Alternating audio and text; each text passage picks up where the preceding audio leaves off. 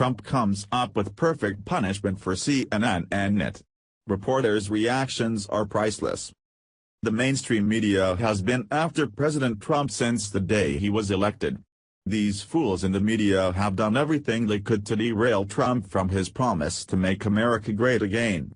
Instead of these supposed journalists actually reporting facts, they have repeatedly pushed fake news stories to the public. Of course, those at CNN, New York Times, and Huffington Post deny this, but their track record speaks for itself. For example, just last week CNN was discovered pushing a fake news story immediately after the London Bridge terror attack. London-based citizen journalist Mark Antro witnessed CNN reporter Becky Anderson staging a fake anti-ISIS protest with Muslims. The point of this deceptive video was to push the narrative that Muslims were against ISIS in droves. However, it does not come off as legit when there is a director staging where these protesters need to stand, right? According to The Blaze, several viewers accused CNN of staging a fake protest in London on Sunday during a live segment in order to craft a narrative that Muslims in England are against radical extremism and support police.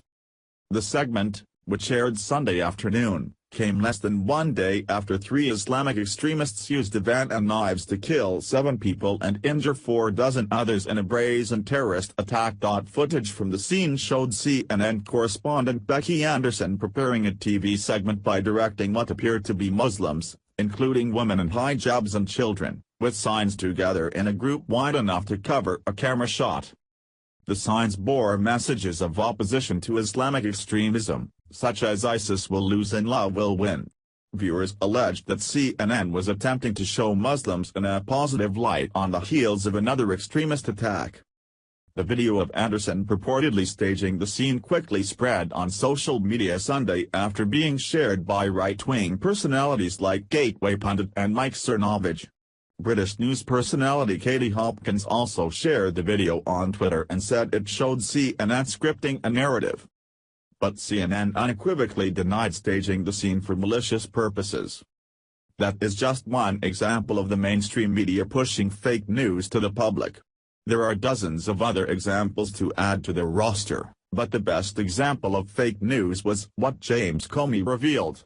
During Comey's testimony last week, Comey confirmed that the New York Times and CNN released false stories about FBI investigations during his testimony on Thursday.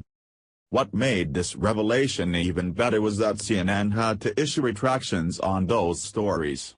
Ouch, you know that had to hurt these liberals' egos. While many people would think that was enough punishment, President Trump had something else in mind, and it was awesome. The pampered journalists at CNN and the New York Times have been used to front-row seats during the Obama administration. However, after their recent antics with reporting fake news, they are learning that they are not that special anymore. During the joint press conference in the Rose Garden on Friday, these leftist hacks found their seats in the back row. The New York Times and CNN were forced to sit next to the Spanish station Univision for the outdoor presser with President Trump and Romanian President Klaus Iohannis. And, true to liberal fashion, these cocky journalists took to social media to whine about their misfortune.